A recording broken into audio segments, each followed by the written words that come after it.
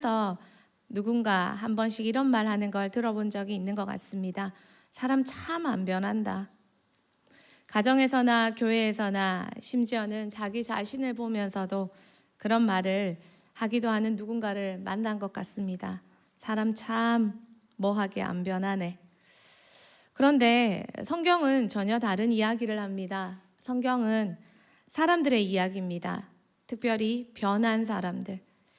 진리 안에서 사람들이 어떻게 변했는지, 그리고 그들의 인생에 어떤 이야기가 펼쳐졌는지 성경은 우리에게 말해줍니다. 구약에서 가장 드라마틱한 변화를 보인 사람이 모세라면 신약에서는 베드로가 있습니다. 그리고 베드로와 모세는 참 닮았다는 생각이 들기도 합니다.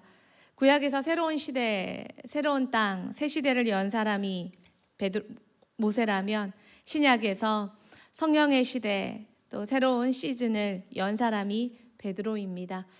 오늘 그 베드로, 정말 많이 변화된, 큰 폭으로 변화된 사람, 그 변화의 아이콘 베드로에 대해서 함께 살펴보고자 합니다. 첫 번째입니다. 우리 같이 한번 읽어볼까요? 시작. 베드로는 매력적인 사람이다. 베드로는 성경의 인물 중에 캐릭터가 참 분명한 사람입니다. 조용한 법이 없습니다. 넘어져도 시끄럽게 넘어지고, 또 말해도 크게 말하고, 고백해도 크게 말하고, 실수해도 크게 실수합니다. 어떤 설교자는 베드로를 가리켜서 허풍쟁이라는 말을 하기도 합니다. 그래서 베드로의 매력이 이거인 것 같습니다. 바로 우리랑 별반 다를 바 없는 것. 그리고 이렇게 많은 실수와 실패와 부족함도 있지만, 그러나 또한 깨달으면 언제 그랬다는 듯이 즉시 순종하고 반응하는 것. 누가복음 5장에 그물이 찢어질 정도로 베드로가 물고기를 잡았습니다. 베드로가 예수님의 명령 앞에 밤새도록 물고기 한 마리 못 잡았지만 예수님이 깊은 데로 가서 그물을 내려라 라는 명령에 정말 순종해서 깊은 데로 가서 그물을 내렸더니 물고기를 잡았습니다. 그 기적에 많은 제자들, 많은 사람들이 다 놀랐습니다. 그러나 베드로는 이렇게 반응합니다. 주여, 떠나소서, 나는 죄인으로소이다. 기적 앞에서 그는 자신이 죄인 된 걸 발견했던 것입니다. 베드로는 은혜 앞에서 변명하지 않았습니다. 합리화하지 않았습니다. 은혜 앞에 정직합니다. 그리고 그런 베드로를 예수님은 부르십니다. 무서워하지 말라. 내가 후로는 사람을 취하리라. 이 말 한마디에 베드로는 모든 걸 버려두고 예수님 따릅니다. 베드로는 은혜의 정직한 사람입니다. 앞뒤 계산하지 않고 또 앞뒤 다를 바 별로 없습니다. 그리고 또한 하나님 명령 앞에 깨달으면 즉시 돌진합니다. 직진합니다. 베드로가 예수님을 감동시킨 몇 장면이 있습니다. 사람들이 예수님을 좋아하지 않고 따르다가 떠나버렸습니다. 그러자 예수님이 심히 마음이 좀 불편하셨던 것 같습니다. 그래서 남은 제자들에게 질문하십니다. 너희도 나를 떠나겠느냐? 사람들이 예수님을 진지하게 따르다가 떠나자 스승인 예수 마음에 조금 슬픔이 오셨는지 예수님이 제자들에게 질문합니다. 너희도 나를 떠나겠느냐? 그러자 우리 성격 급한 베드로는 스승 앞에 이렇게 대답합니다. 요한복음 6장 68절 69절 같이 읽겠습니다. 시몬 대답하되 주야, 영생의 말씀이 주께 있사오니 우리가 누구에게로 가오리이까? 우리가 주는 하나님의 거룩하신 자이신 줄 믿고 알았사옵나이다. 주여, 영생의 말씀이 주께 있는데 우리가 누구에게 가오리까? 우리가 주는 하나님의 거룩하신 자인 줄 믿고 알았사옵나이다. 베드로가 예수님께 이렇게 대답했습니다. 이 유사한 사건을 잘 아십니다. 가이사랴 빌립보에서 예수님께서 십자가에 가르치시며 질문하십니다. 너희는 나를 누구라 하느냐? 아시는 대로 베드로가 멋지게 대답합니다. 주는 그리스도시요 살아계신 하나님의 아들이십니다. 분명 베드로는 몇 찰나 스승을 기쁘시게 하는 그런 대답을 했습니다. 그런 사건들이 있었습니다. 그렇게 했는 만큼 베드로는 스승을 슬프게도 했습니다. 가룟 유다 제외하고 가장 큰 배신은 베드로였습니다. 그러나 예수님은 그런 베드로를 있는 그대로 사랑하시고 받아주셨습니다. 베드로의 매력은 잘하는 데 있지 않고 부족한데, 솔직한데, 그리고 누구나 가지고 있는 허점을 함께 가지고 있는데 있습니다. 그리고 그 베드로를 예수님은 참 사랑하셨습니다. 예수님도 베드로를 자기 모습의 실패에 상관없이 베드로도 예수님을 참 사랑했습니다. 두 번째입니다. 베드로는 참 특별한 사람입니다. 신약 전체를 관통하는 사람입니다. 베드로의 특별함은 그가 신약 전체에 다 나타난다는 데 있습니다. 사복음서의 베드로는 제자로 등장합니다. 사도행전의 베드로는 사도로, 사역자로 등장합니다. 서신서의 베드로는 베드로 전후에서 목자로 드러납니다. 바울은 사복음서에 있어요, 없어요? 바울은 사복음서에 있어요, 없어요? 없습니다. 바울은 사도행전에 가서야 부활하신 예수님을 만납니다. 사복음서의 예수님은 바울은 만난 적이 없습니다. 베드로는 신약의 시간을 다 살았습니다. 사복음서의 예수님을 처음부터 끝까지 다 따라다녔고, 사도행전의 성령의 역사를 다 경험했고, 서신서에 와서는 사도로서 교회를 돌아보는 그 사역을 다 했습니다. 베드로는 신약 전체에 걸쳐서 등장한 인물입니다. 그러면서 중요한 것은 베드로는 그 신약 전체에 걸쳐서 성장했다는 데 있습니다. 변화됐다는 데 있습니다. 첫 번째, 사복음서의 베드로 한번 살펴보길 원합니다. 예수님을 가장 가까이서 배운 제자입니다. 베드로는 동생 안드레를 통해 예수님을 소개받았습니다. 처음에 그는 평범한 어부였습니다. 예수님을 처음에는 삶의 일부만 따랐습니다. 어부하면서 예수님 따라다니고, 가나 혼인잔치 따라가고, 수가성 따라가고, 어부하면서. 그런데 예수님이 한 번 더 제자들을 크게 부르십니다. 모든 것을 내려놓고 나를 따르라. 그러자 베드로는 정말 모든 것을 다 내려놓고 예수님 따랐습니다. 그리고 예수님의 모든 기적, 모든 가르침을 다 배웠습니다. 특별히 베드로는 야고보, 요한과 함께 다른 제자들이 경험하지 못한 것도 배웠습니다. 변화산, 야이로의 집에서 딸이 살아나는 기적, 겟세마네 동산까지. 예수님은 분명 베드로를 포함한 세 제자를 구별해서 더 키우셨습니다. 그리고 12제자의 이름의 시작은 항상 베드로로부터 시작됩니다. 마태복음 10장 2절 말씀 우리 같이 한번 읽어보겠습니다. 12사도의 이름은 이러하니 베드로라 하는 시몬을 비롯하여 그의 형제 안드레와 세베대의 아들 야고보와 그의 형제 요한. 네. 사도의 이름은 이러하니, 성경은 항상 사람을 열거할 때 이유 있게 열거합니다. 베드로는 그 시작을 자리 잡습니다. 마가복음 3장 16절에는 이 12를 세우셨으니 시몬에게는 베드로라는 이름을 더하셨고 라고 성경은 말합니다. 예수님은 시몬에게 베드로 반석이라는 그 이름을 더해 불러주셨습니다. 성경은 우연이 아니라 의도적으로 베드로의 이름을 항상 먼저 불러줍니다. 베드로는 사복음서에서 예수님을 가장 많이 경험하고 배운 제자 1호, 명실공히 수제자가 베드로였습니다. 두 번째, 사도행전에서 베드로는 성령 안에서 성숙한 리더의 모습을 보여줍니다. 예수님의 십자가 이후 사도행전에서 베드로는 분명 변했습니다. 이전에는 혈기왕성하고 그렇게 다혈질이던 베드로가 사도행전에서 기도의 사람으로 나타납니다. 그의 첫 모습은 기도하러 가는 장면입니다. 자기 주장에 큰 소리 치던 그 베드로가 기도하고 말씀의 사람으로 변화되었습니다. 안진뱅이를 불쌍히 여기며 손 내미는 사람으로 바뀌었습니다. 그리고 전통에 젖어 있던 뱃사람이 성령의 인도로 이방인들까지 품는 넓은 사람이 되었습니다. 이방인 고넬료의 집에 가서 세례를 주고 예루살렘 공의회를 리더로서 이끌어가고, 그리고 많은 사람들을 설득해내고 바나바와 바울이 사역할 수 있도록 길을 열어주고, 그것이 베드로가 변한 모습입니다.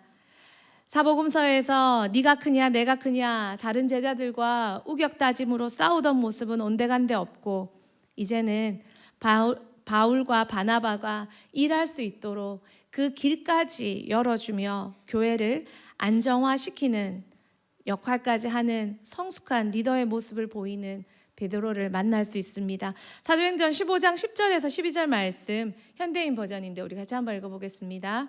그런데 어째서 지금 여러분은 우리 조상이나 우리가 질 수 없었던 무거운 짐을 그들에게 지워 하나님을 시험하려고 하십니까? 우리는 그들과 마찬가지로 주 예수님의 은혜로 구원을 받는다고 믿습니다. 그러자 사람들은 모두 조용히 하고 바나바와 바울의 하나님께서 자기들을 통해 이방인들에게 행하신 놀라운 기적들에 대하여 말하는 것을 열심히 듣고 있었다. 이방인들에게 할례와 그런 율법을 전해야 되는가에 대해서 논의할 때 베드로는 왜 그들에게 그런 짐을 지워야 되는지 이야기했습니다. 그렇게 이야기하자 그곳에 있는 사람들이 조용히 다 들었습니다. 왜요? 베드로니까요. 그리고 그것을 주장하던 바나바와 바울은 베드로의 이 사역에 힘입어서 발언권을 얻고 사람들을 설득하며 구원이 할례와 율법이 아니라 오직 예수 그리스도께 있다는 것, 그리고 이방인에도 이 구원이 있다는 것을 이방 선교를 열어갈 수 있었습니다. 누가 이 역할을 했다고요? 베드로가요. 붙어 싸워 자기가 높아지려 했던 그 베드로가 이제는 누군가의 길을 열어주고 사역을 열어주고 그리고 멋진 신학을 열어주는 성숙한 리더가 되었다는 것입니다. 그것이 사도행전에서 보여주는 베드로의 모습입니다. 세 번째, 서신서에서 베드로 전후에서 베드로는 또한 고난을 통과한 영적인 장로의 모습을 보여줍니다. 베드로 전후에서 베드로는 노년의 모습입니다. 고난을 통과한 영적인 장로, 교회를 돌보는 목자가 되었습니다. 베드로 전후서에서 젊은 혈기, 사도행전의 그런 리더의 시기도 다 지나서 이제는 말년에 목자요 교회의 장로가 되었습니다. 여러분 그 장면 기억나십니까? 예수님께서 베드로에게 나타나셔서 말씀하셨습니다. 날 사랑하느냐? 날 사랑하면 양을 먹여라, 쳐라, 돌보아라. 베드로전서 5장에서 베드로는 자신의 목자됨의 정체성을 우리에게 확실하게 보여줍니다. 그러면서 자신과 같이 하나님의 양무리를 치라고 몇 번이나 권면합니다. 베드로전서 5장 1, 2절에 보면 너희 중 장로들에게 권하노니 나도 함께 장로된 자요 라고 베드로전서 5장 1절에 말합니다. 그리고 2절에 너희 중에 하나님의 양무리를 치라 라고 이렇게 권면합니다. 베드로전서 5장 3절에 보면 베드로가 또 이렇게 권면합니다. 같이 읽겠습니다. 같은 자들에게 주장하는 자세를 하지 말고 양무리의 본이 되라. 베드로는 예수님의 부탁대로 정말 열심히 양을 쳤고 양무리의 본이 되기 위해 애썼으며 우리에게도 그리고 그의 많은 믿음의 후배들에게도 그렇게 살라고 권면해주는 멋진 성숙한 노년의 모습을 보여줍니다. 베드로전서 5장 5절에는 베드로가 그 다혈질 베드로가 이렇게 말합니다. 우리 베드로전서 5장 5절도 같이 한번 읽어볼까요? 젊은 자들아 이와 같이 장로들에게 순종하고 다 서로 겸손으로 하리를 동이라. 하나님은 교만한 자를 대적하시되 겸손한 자들에게는 은혜를 주시느니라. 베드로가 말합니다. 순종하고 겸손하라고. 하나님은 그런 자를 기뻐하신다고. 누가 말한다고요? 베드로가. 늘 내가 먼저 해야 되고 내가 이겨야 되고 내가 앞서야 되고 그랬던 내가 주목받아야 되었던 베드로가 이제는 서로 겸손으로 동이고 겸손을 가르치는 인격적인 선배가 리더가 되었습니다. 겸손하지 않은 자가 겸손하라고 말할 수 있습니까? 베드로는 그렇게 말할 수 있는 선배가 되어 주었습니다. 베드로는 분명 변했습니다. 바뀌었습니다. 주 안에서 그는 사복음서와 사도행전과 서신서를 지나는 신약의 시간 동안 정말 멋진 리더로 성장해 갔습니다. 세 번째입니다. 베드로의 이런 변화는 언제 일어난 것 같습니까? 언제 일어났을까요? 평생에 걸쳐 일어났죠. 그러나 세 가지 한 변화의 지점을 한번 짚어보려고 합니다. 첫 번째, 닭이 울 때입니다. 완전히 실패했을 때, 그때 베드로는 변화되는 계기를 마련했습니다. 예수님이 유월절 만찬하시면서 베드로를 지그시 쳐다보고 말씀하셨습니다. 오늘 밤에 네가 나를 3번 부인하리라. 그러자 베드로는 절대 아니라고 말했습니다. 절대 아니라고 말했습니다. 그런데 그 베드로가 닭이 울 때 스승과 눈이 마주쳤습니다. 그리고 정말 스승을 3번 부인했습니다. 누가복음 22장 61절 62절 말씀 우리 같이 한번 읽어보도록 하겠습니다. 시작. 주께서 돌이켜 베드로를 보시니 베드로가 주의 말씀 곧 오늘 닭 울기 전에 내가 3번 나를 부인하리라 하심이 생각나서 밖에 나가서 심히 통곡하니라. 베드로가 정말 그렇게 예수님을 3번 부인했습니다. 그런 자신을 볼 때 얼마나 자책과 또 참 실패감과 그리고 자기 자신이 자신을 용서하기 참 힘들지 않았을까요? 베드로가 그 닭울음 소리를 듣고 밖에 나가 울었습니다. 자기 잘못을 알았습니다. 그리고 자신이 얼마나 연약한지 알게 되었습니다. 이 실패가 베드로 인생의 출발점이 됩니다. 나의 약함과 부족함을 아는 것, 바닥을 치는 것, 그것이 꼭 나쁜 것만은 아닙니다. 추락해보면 내가 어떤 존재인 줄 알게 됩니다. 베드로는 우리가 그에게 동질감을 느끼는 이유는 그는 참 추락해봤습니다. 어디까지요? 배신자의 자리까지 말입니다.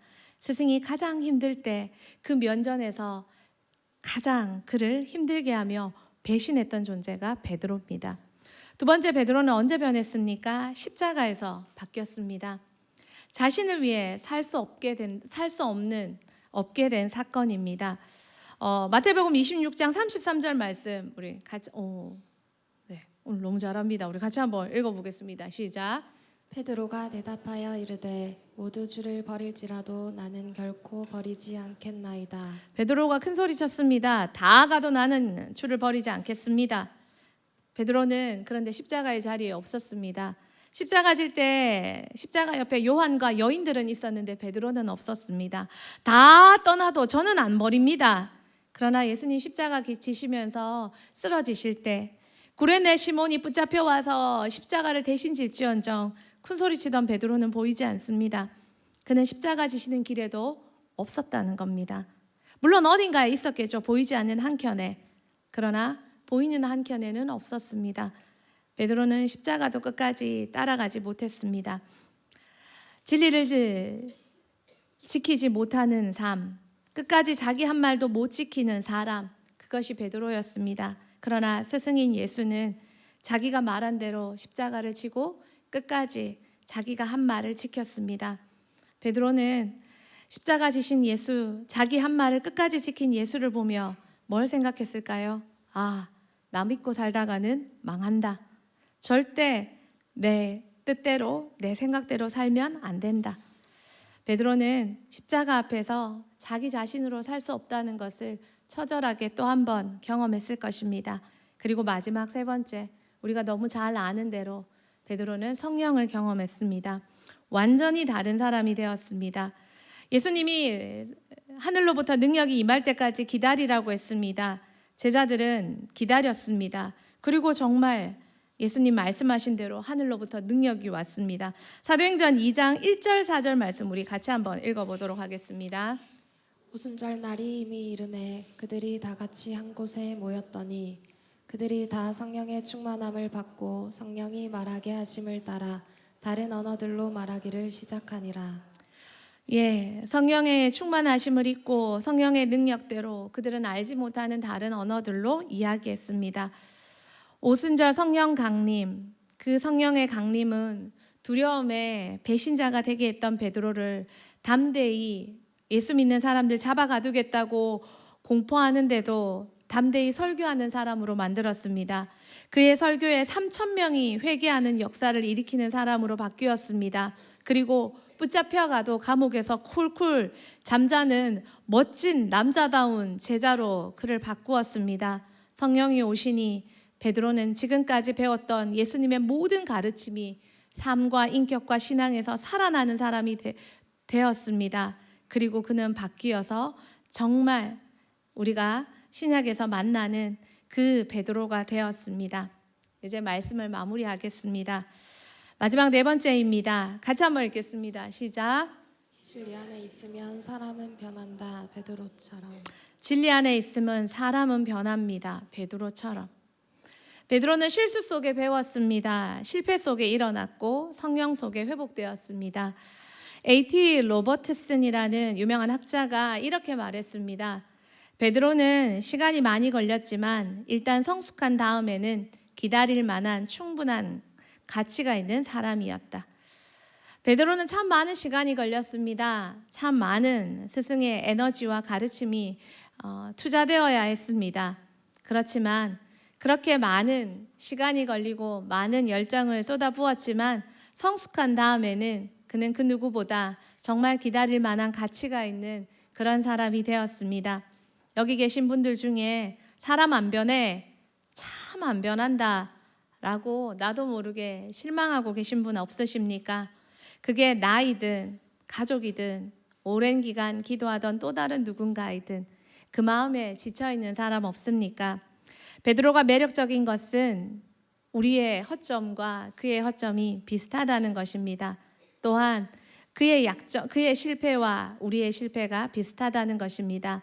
그런데 베드로의 위대함은 가룟 유다처럼 진리를 포기하지 않고 끝까지 진리 속에 머물러 있었다는 것에 있습니다.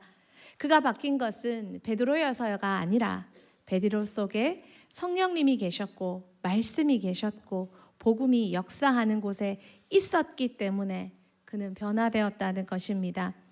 예수님은 베드로를 처음부터 사랑하셨습니다. 성경 곳곳에 그것을 알 수 있습니다. 호언장담하며 물에 빠지고 배신할 것을 알면서도 예수님은 베드로를 특별히 키워주셨고 세워주셨습니다. 그리고 앞서 실망하며 자책할까 봐 제자의 실패도 미리 알려주셨습니다. 왜 예수님은 베드로가 될 것을 알았을까요? 된다는 것, 변화된다는 것, 바뀐다는 것, 그것의 주체는 베드로가 아니라 성령에 있고 진리에 있고 복음에 있기 때문입니다. 믿으십니까?